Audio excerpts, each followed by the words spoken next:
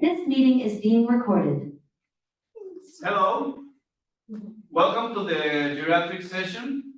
Today, Dr. Alejandra Zelaya will share with us the topic falls in the elderly patient with chronic kidney disease. Go ahead, Alejandra. Thank you. Welcome everybody. I wanted to give an introduction to geriatric nephrology with a topic and one of the main things that we see in consult every day, which is falls in the elderly patient with chronic kidney disease.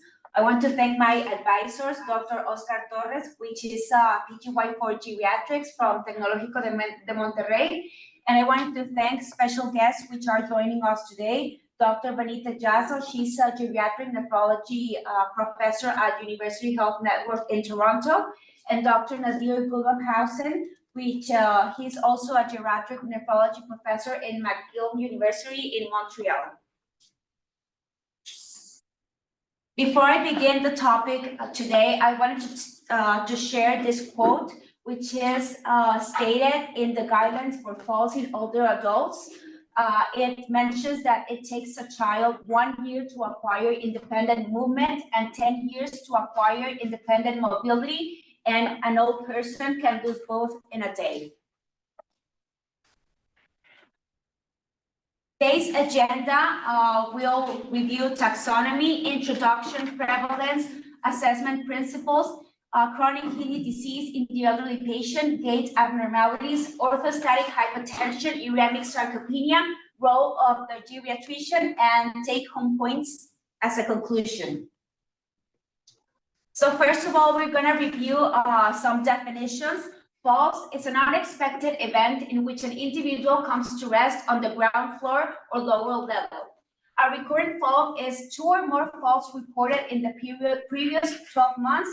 A severe fall is a fall with injuries that are severe enough to require consultation with a physician, result in the person lying on the ground without capacity to get up for at least 1 hour, a fall that requires a prompt visit to the emergency room, and a fall that can be associated with loss of consciousness.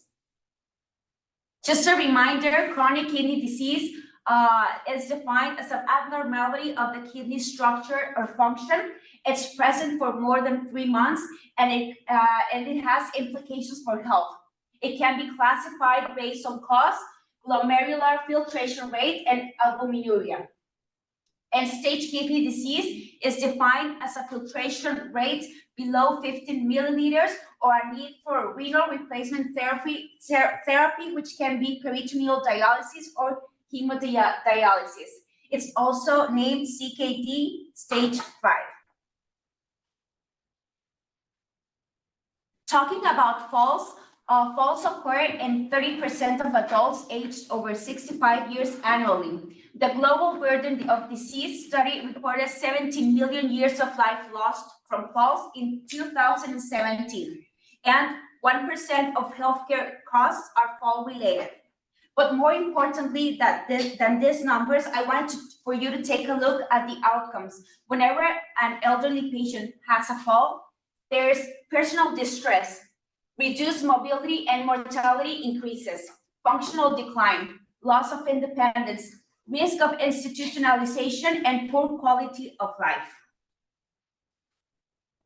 Also, I wanted to highlight something very important. If we take a look at the prevalence of falls, 22% is concentrated in Mexico and the Caribbean. 15 to 34% is concentrated in Asia, and 34% in South America. But I want you to take a look at the chronic kidney disease prevalence, since it's mostly related to the same areas where we have a prevalence of falls. Just some assessment principles that we've talked about before whenever we talk about falls. Whenever we have a patient who has a fall, we need to look at the mechanism of the fall, the history of falls, frequency, characteristics, context, setting, and severity.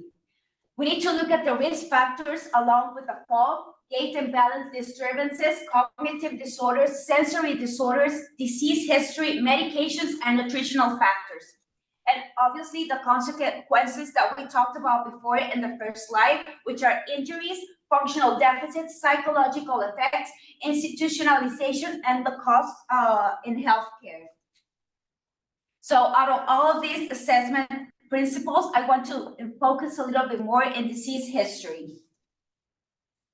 Whenever we look at a patient who has a fall, there's several abnormalities that can be along with the fall, as autonomic function alterations like orthostatic hypotension and urinary incontinence, some cardiovascular disorders like vasovagal syndrome, arrhythmias, and again, orthostatic hypertension, neurological disorders like Parkinson's disease and polyneuropathy, and others which are not very well studied but are very important to focus on as well, diabetes, osteoarthritis, anemia, thyroid disease, and chronic kidney disease, which is the main topic that we're going to be talking about today.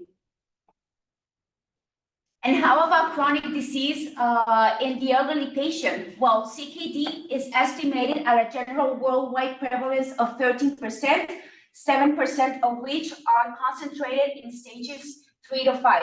But actually, these numbers are an under-revelation of the actual prevalence, which is a double in the elderly population.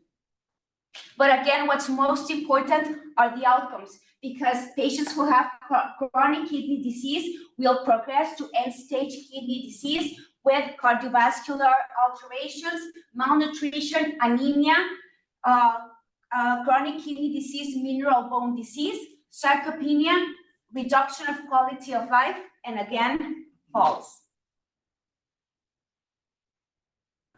So why are falls a main concern in the geriatric nephrology assessment? I wanted to share with you a couple of numbers. It's been established. Actually, this is a paper from Dr. Jassel from 2005, which states that 20% of hemodialysis patients fall over a 12-month period, addressed in one of the studies that she published. 16% of those patients had presented a fall previously to that time for the study. And there's an estimated incidence of 2.8 falls per person per year in hemodialysis patients. And to be honest, there's not there's not much published studies about peritoneal dialysis and falls, but I did take a look at some of them.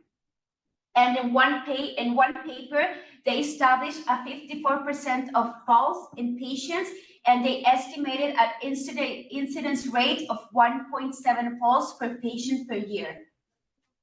Also, one other paper established that hemodialysis patients had higher risk of serious falls. However, the rate was low, the mortality rate was lower in comparison to peritoneal dialysis patients. This is very well known that hemodialysis patients have a higher burden of falls. There's a couple of papers, actually one of them by Dr. Jassel, which states that the falls in both scenarios can be variable or can be very similar with one another, but this is still it requires further study to have established data.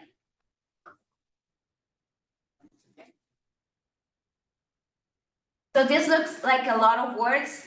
This is because falls are they are due to multimorbidities.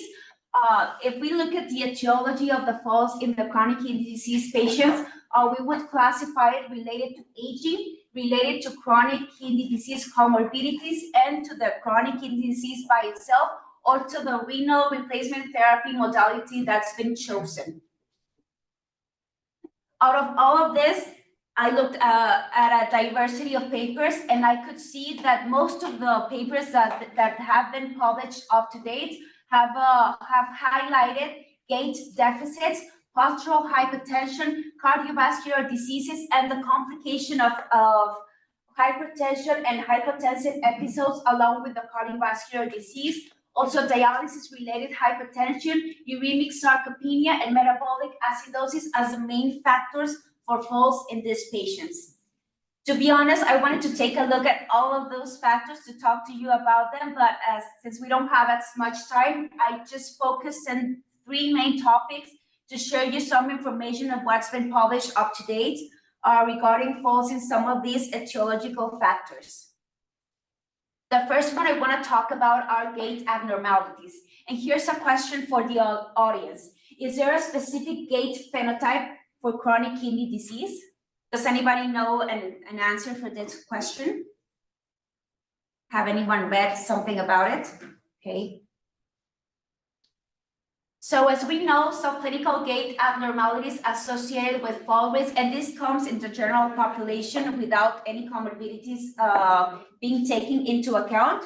One is when there is an increase in gait variability, the patient is going to have a higher burden of falls. And also if there's an increased time spent in the double support phase of the gait cycle, these two factors can cause the patient to have more worse stability whenever they're going to do the stride. So that's why they're related to falls. So when we look at chronic kidney disease, there's different physiopathological causes that can alter the gait cycle. First of all, subclinical neuropathy. As we know, diabetes is the main cause of chronic kidney disease, so it is well mentioned in most of the publications. Also, cognitive impairment, which can be proper of diabetes, proper of cardiovascular complications, cerebrovascular disease, or also due to high uremia in the blood. Impaired balance due to sarcopenia, due to osteoporosis, and due to also the uremia and muscle weakness due to sarcopenia, and nutritional factors. So all of these different scenarios can cause gait cycle abnormalities, which are going to be related again to falls. So this is a published study. It's called Gait Abnormalities and the Risk of Falls in Chronic Kidney Disease. This involved 330 non-disabled community-dwelling adults in Westchester County in New York. This study did a quantitative and clinical gait assessment using a gait trial system, which is a platform where the patient can walk, and it's sensible to the gait of the patient, and it also involved neurologists. It compared patients with and without chronic kidney disease. And what they saw in the study is that all of the patients had slower gait speed, they had slower stride length, they had an increased swing phase, and they also had an increased double support phase. All of these different alterations, as we reviewed before, the gait speed and the stride length are factors for falls, and all of the patients had an increased risk of presenting these alterations in the gait when they had a filtration rate beyond 60 milliliters. Sorry. There's also a systematic review. This is published in 2019. It involved 31 studies from EBSCO, Cochrane Library, Embase, Medline, Pedro, and Scopus. It involved 4,560 participants with a mean age of 61.6 years. And it also reviewed the gait characteristics of the patients with chronic kidney disease. And it also stated that chronic kidney disease patients with or without dialysis have slower gait speed than controls, with a mean of 1.12 meters per second compared to 1.41 meters per second in the control group. Also, they identified that stride time was higher, slower gait speed, shorter stride length, and longer double support phase, like we reviewed in the paper before.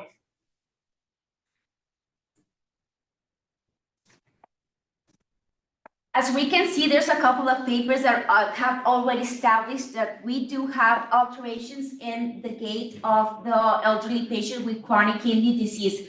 However, we don't have international guidelines or a consensus to base our reviews during every consult or when we receive a patient with a recent fall. However, what are the standards in the publications that we've seen so far? Most studies measure gait during the timed walk test, which the distances that were mostly used were 6.1 meters and 10 meters. However, this is not a guideline or a consensus. It's just like the basic standard protocols that they are using worldwide. And the most measured parameter is the gait speed again, and it's preferable to ask for the patient to use a self-selected speed, which is the speed in which the patient would be most comfortable when walking, and with or without walking aids.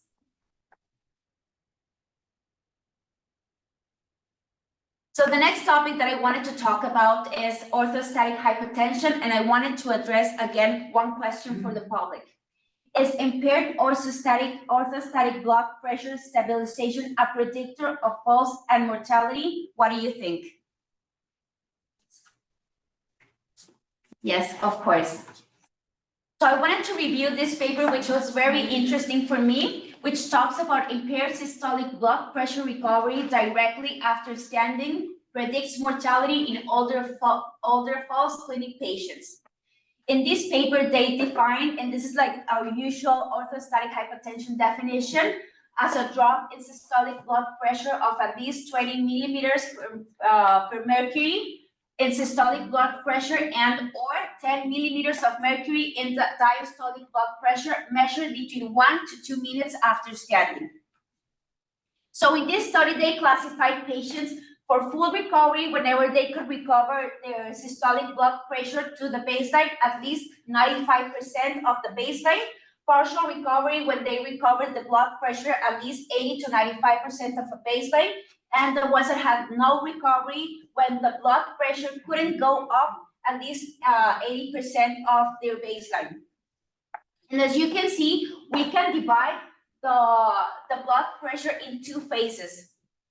Whenever we have a patient and we ask the patient to stand up, the first couple of seconds, there's an increase in blood pressure, and this is regarding to the muscles in our abdomen and our legs, which cause the blood pressure to increase. And after those first seconds, we have the first drop. This first drop usually requires the first 15 minutes of the standard time that we see in the patients. And as you can see in the three different groups, there was no difference in this drop. What was really relevant was the measurements after the first 15 minutes, whenever the patient actually could reveal if they could or not recover the baseline blood pressure.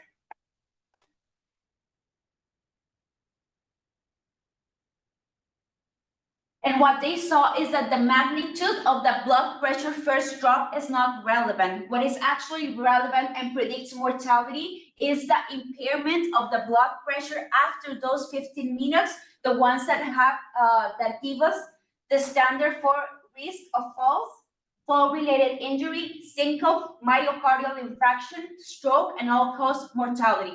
This is what was really relevant for me. And also, 50% of the patients died. Causes weren't disclosed in the study. However, I wanted you to take a look again at the patients who were followed up for 48 months and how the patients that had no recovery or a partial recovery had a significant decrease in the chart, which means that they had higher mortality rates.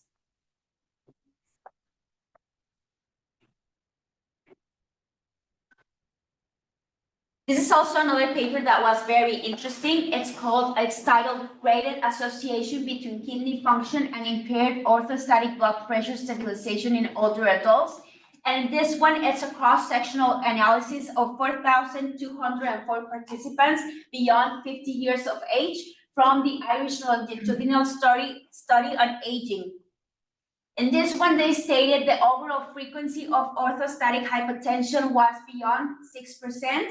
But what was more important is that patients that had chronic kidney disease had a 67% increased risk of sustained orthostatic hypotension, which, as we mentioned, is what's really relevant. It's not the drop, It's the sustained orthostatic hypotension when the patient remains in a standing position. And this pattern was marked in the first minute of standing. I want you to take a look at this chart, which takes into consideration the time and the change in the blood pressure, the systolic blood pressure, and how it remains kind of stable when we have a glomerular filtration rate that's basically normal, and how this line starts to have a drop whenever we decrease the glomerular filtration rate. And when we get to almost end-stage kidney disease, the drop is very relevant, and they cannot go back to the baseline blood pressure after a complete minute of being standing up.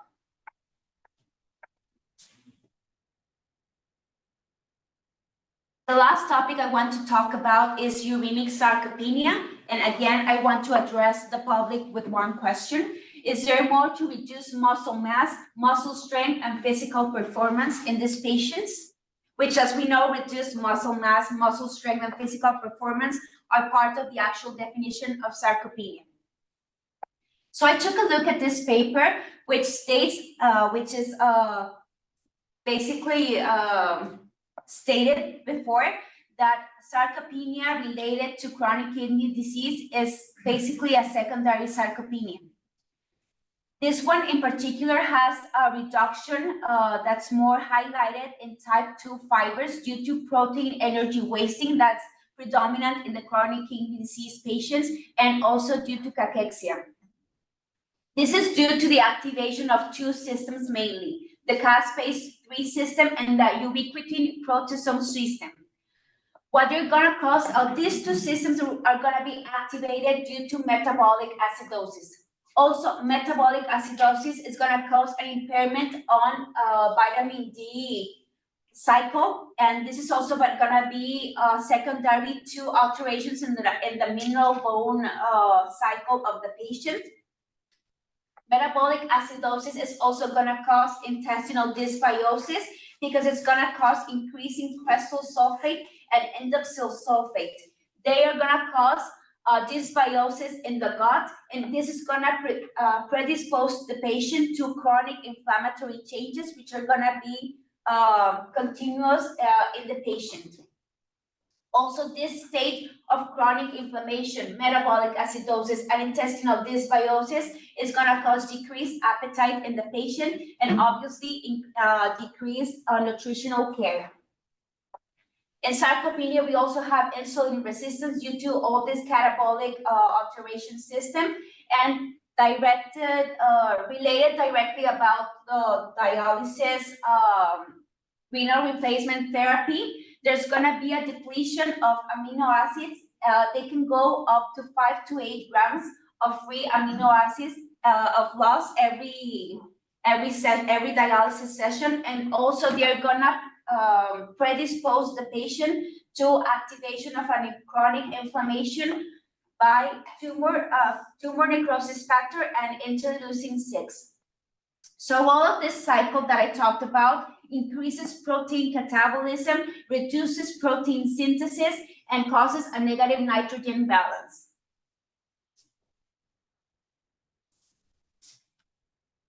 There's a paper that's beginning as this is a very relevant topic up to date. There's been different proposals of a new way to find sarcopenia in nephropathic patients. To begin with, we need to take a look into the muscular function, which is evaluated by hand grip strength. This is no different than the actual sarcopenia guidelines. The parameter they use is a decrease of 30th percentile of the reference population adjusted for sex and age, which, as we know, is this corresponds to the guidelines of sarcopenia. What's different is the way we assess muscle mass. They have investigated that mid-arm muscle circumference below 90% can be a good reference value, and is also related to lower survival in these patients. We can use muscle wasting by subjective global assessment, And we can also assess the muscle mass by reduced skeletal muscle mass index estimated by bioimpedance assessment, which if we use it, it's been studied that it's associated to all-cause death. However, this new proposal of a look at sarcopenia in the chronic disease patient is still in study. There's still much needed to create new guidelines for sarcopenia in this population. Oh, and also I wanted to mention that the prevalence of sarcopenia, according to this new proposal, varied between 5.9 to 9.8%. And the high difference between both numbers is due to the fact that different projects or different studies have different values to measure the muscle mass. That's why there's no consensus and the right prevalence of sarcopenia up to date. After we looked at some of the main topics regarding chronic kidney disease, falls, and the elderly patient, I wanted to conclude with what is our role as geriatricians in the prevention and management of falls in the elderly patient with chronic kidney disease. There's also a design. It's been, they designed a consensus-based geriatric assessment tailored specifically for older chronic disease patients. And they try to do a similar assessment that we do every day in our geriatric assessments in clinic that takes a look into the different spheres: functional status, cognitive functioning, psychological status, and patient-reported outcome. In this case, in the functional sphere, they take into consideration, and this is valid studies in chronic kidney disease patients, that we can use CATS, Lawton and Brody, hand grip strength, and obviously do not forget about the fall risk, taking a look into the history and the fear of falls after repeated accidents. Also, if we want to take a look into cognitive functioning, the main one that's been recognized is MOCA testing. When we look at psychological status, they have a different question regarding that's similar to the PHQ-2 that we use here in Mexico. If the patient has 2 positive questions, we can now go to the geriatric depression scale that we know already. Also, we need to take a look into patient-reported outcomes. This has been acknowledged specifically for perceived physical and mental health with the HRQOL 12-item questionnaire, and also with the dialysis symptom index.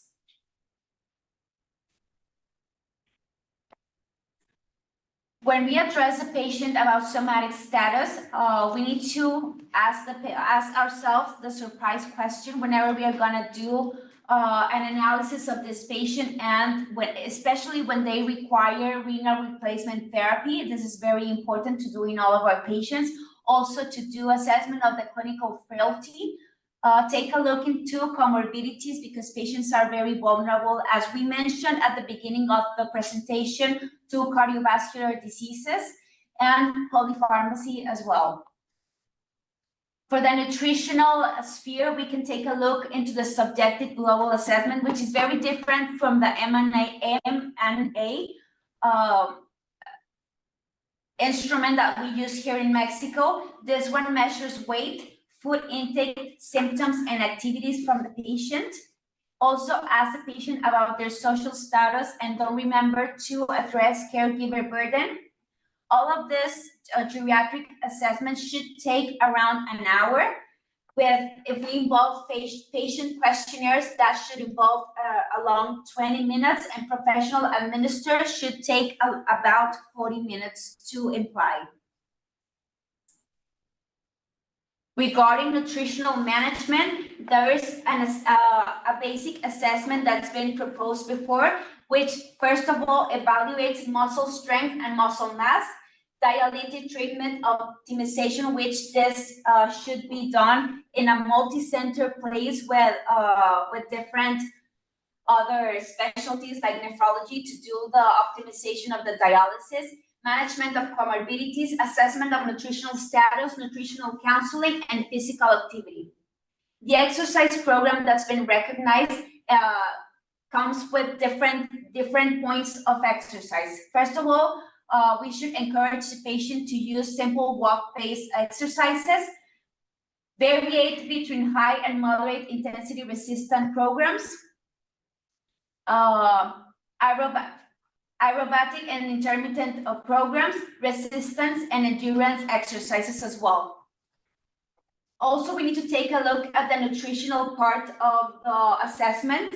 If the patient is in hemodialysis, the recommendations are to provide protein at 1.1 to 1.2 grams per kilograms per body weight per day, and energy supply of 35 kilocalories per kilogram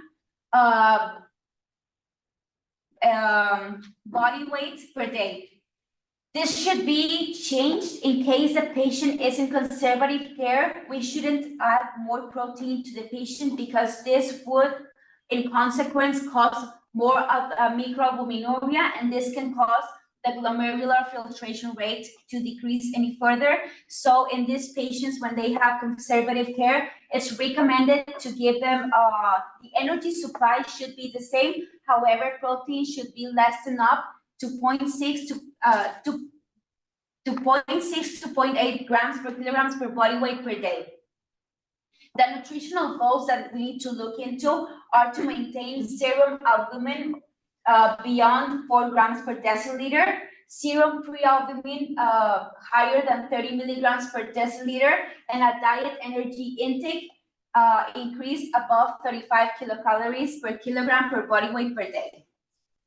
In case the patient has no changes in their nutritional status, we need to intensify therapy. We can add any other type of supplementations. We can give the patient fiber as well to increase or to decrease the inflammatory states in the gut. Also add omega-3s, which they've been researched to decrease the inflammatory state in the patient. And we can consider enteral nutrition and NPT or other forms of supplementation if the patient requires. Obviously, all of this should be individualized to each of the patients. Regarding the exercise programs that we talked before, cardiac rehabilitation has been well studied in the dialysis patients. It's recommended for patients with cardiovascular disease history. They reduce up to 35% mortality of these patients. However, they are underused with only 10% of dialysis patients compared to 23% of the general population in this type of programs.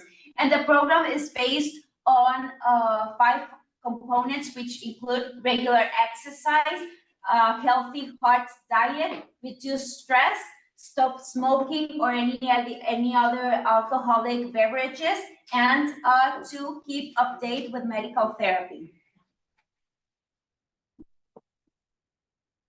Regarding muscle building programs, there is still no consensus or guidelines on how to provide the patients with a proper exercise. Most studies that have been involved up to date have a small study size and inclusion of young patients with few comorbidities, which difficult establish programs for this population. However, they are still encouraged and they should be individualized treatments. Some recommendations to try to avoid orthostatic hypotension in our patients are to eliminate medications which can cause falls and orthostatic hypotension, adequate fluid and salt intake. This should be individualized to each patient. Treat anemia if present. Elevate the head of the bed in case they feel dizzy or they get any kind of symptoms. Bedside commode to avoid the patient to rush to the bathroom or present dizziness while being with bowel movements. Avoid hot showers, get up slowly. Orthostatic exercises, which are exercises that increase vasovagal tone. Use of stockings. And in the patients that require it and have been previously monitored and are susceptible to these type of medications, you can use midrodin or fluorocortisone. But these are like the least recommended, especially because chronic kidney patients aren't very good at filtrating this type of medication. So they should be very well individualized to each patient. Finally, I want to take a look into the take-home points I'm going to address with you before we end up the session. The first one is I'm going to give you a safe and sound mnemonic. This is going to help us to address all of the problems that can cause falls in the chronic kidney disease patient. If you see the mnemonic, it's strength problems, age, food-associated hypertension, environmental factors, atherosclerotic disease, which is syncope, number of drugs, diabetes, systolic blood pressure, orthostatic hypertension, unsteady balance, no vitamin D, and dialysis disequilibrium.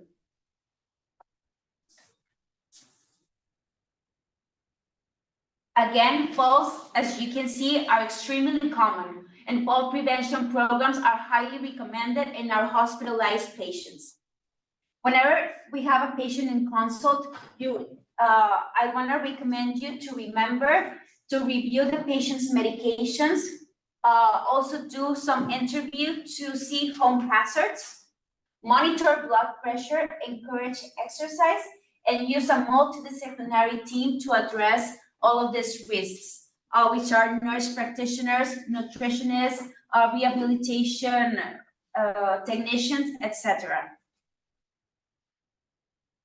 These are the resources that I looked into, and that's the end of the presentation. If you have any questions.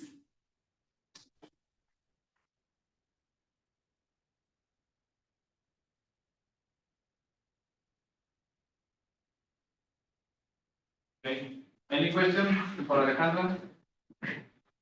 In English, please. I'll try. Thank you, Ale, for your beautiful presentation. I have two questions. The first one is, how is the mid-arm circumference assessed? Because that is a very clinical way to measure muscle mass, different to the typical bioimpedance that I know. So that's the first question. How do we assess the mid-arm circumference? And the second one is, I know that you had a rotation, a clinical rotation in Canada. Yeah. How are the nephrologists sensitive to all these false things? And how do they work with geriatricians in the hospital or the clinical place that you rotate? Thank you for the questions. Regarding the first question about the mid-arm circumference, what the paper stated that the main way to address muscle mass is still through tomography or MRI. However, due to like a worldwide consensus that these are not very we cannot find them in the daily assessment in every clinic, worldwide. They recommend using the bioimpedance. Talking specifically about the circumference, they said that it can be used, but it's highly misleading because of the increased muscle fat that the patients have. The measurement is basically the same, measuring the patient's length and finding the midpoint to do the measurement. However, they did recommend to use it very strictly in very specific situations because it's mainly it can mislead the diagnosis. That's why it's a little bit fast to use the bioimpedance recordings. Yeah, I mean, it was stated as one of the options, but it honestly said to use it with care. Yeah, because it can be misadjusted because of the fat in the patient. It's not a good tool to measure sarcopenia. Yeah, and regarding the second question, in Toronto, where I went to rotate last October, they have a nephrology department and they have a geriatric nephrology department. Whenever they saw a patient with risks, just general geriatric syndromes, they would address the geriatric nephrology department. And also the geriatric nephrology department had palliative care. So whenever they saw a patient with conservative care or with any geriatric syndrome, they would address it to our department to also do like the general nephrology assessment and also the geriatric assessment questions. And also what was very useful is that every Friday, they would get together with the nurse practitioner, with the social worker, with the nephrology team, with the rehabilitation program, and they would all get together and review each of the patients that they have hospitalized. One team is for hospitalized patients. And then the next meeting is about patients that they saw in the consult, in the clinic, and they would address like every one of the patients one by one, and they would take a look into their concerns. If one of them if the social worker saw a problem with the family, they would address it, and we would, all of us as a team, give recommendations to do a next step or a follow-up. And that would happen for like basically all of the patients. Yeah, also the pharmacist was in the meetings. So they took a look into all of the different concerns that like all of the multidisciplinary team had. And then they did for the secretary would then call the patient or call the general physician, which also addresses the patient like directly, or call the patient, so they would give a follow-up with all of the different discussions that we did during the meetings. Yeah, that was very interesting. That was very interesting because they would take like all of the different details, even the ones that the doctor missed, they would look at them from a different perspective and readdress them. So that was cool. And it was in a public or a private health? It's private, but all of the resolutions and decisions and emails and calls, everything's in a system, and the patient has access. It's like the system that we have here in the hospital. The patient has also a key, and they can get in and they can review all the decisions. And if there's an error from the doctor or the pharmacist, they can take a look at all of that. I mean, the sessions are private, but they can see the results in the program. Yeah. But I refer to the system. It is a public system or a private? It's a social. It's public. And Yeah. I have a question for all of you who have spent some time on nephrology rotation here. Have you seen a concern on nephrologists about these topics? No. Honestly, if I can answer that question, I actually did. Whenever I went to my rotation in nephrology, I went with this doctor, which he actually is an elder doctor, and he is not very well accommodated with geriatricians.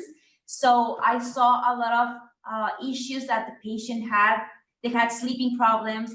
They had fears of falling. They had concerns about their medication and about their well-being. But the doctor, the nephrologist, would only take a look at the labs, the weight, the medications, and not to the patient.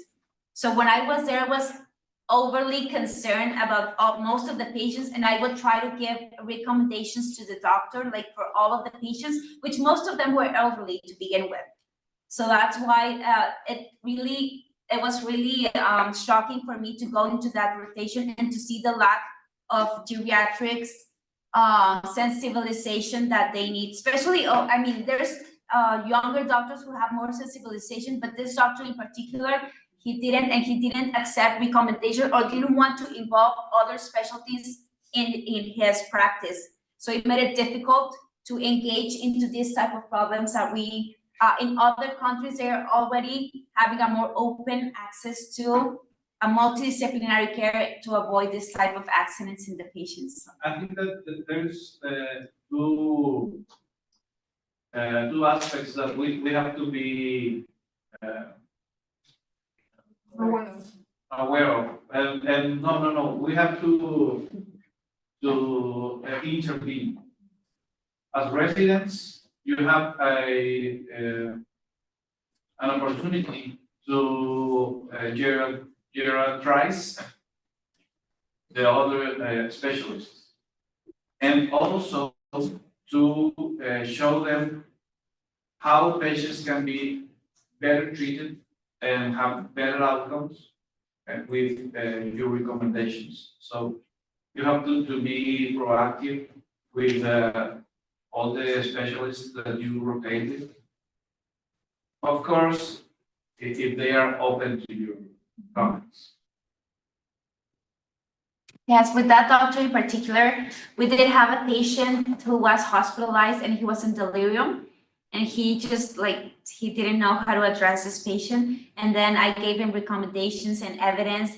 And that was like the key. Whenever I actually was on shift that day, and I told the doctor that I would be addressing the delirium that the patient had. And the basic recommendations that we do for patients to avoid delirium were those were the key answers. And when the doctor came in the morning and he received the nurse's file and saw that he didn't have delirium anymore, that's when the patient took a look at geriatrics and asked me questions about delirium and our geriatric assessment. So I mean, being a part of that and doing some small changes and recommendations when the doctor lets you be a part of it, it's actually helpful for the patient, which is the main point of all of this, right? Dr. Carla, Gaetan wants to say something. Yeah. Carla? Hi, yes. Did you find any studies regarding difference in policy on patients in care and brain replacement? As in, is there a group that is more or less? We didn't understand your answer, Carla. The question, we didn't. Can you write it? Yes.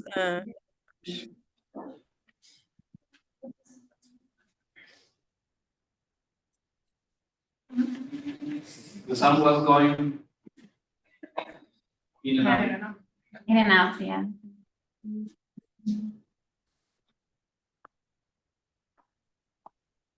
Did you find any studies regarding difference in false incidents among patients with conservative care or renal replacement? There are a few. I focused a little bit more on the hemodialysis population because those were the ones that do have a little bit more false incidents. But there are published data. It was a little bit hard for me to find published data only about chronic kidney disease. Most of the information that I found was relevant to patients already on renal replacement therapy. But there are some studies that do imply that beyond the third stage of chronic kidney disease, there's an increased rate of falls, and that should be addressed since stage 2 of chronic kidney disease to prevent falls whenever we get to the third, fourth, fifth phase of the disease. Okay. Any other questions? Well, thank you very much.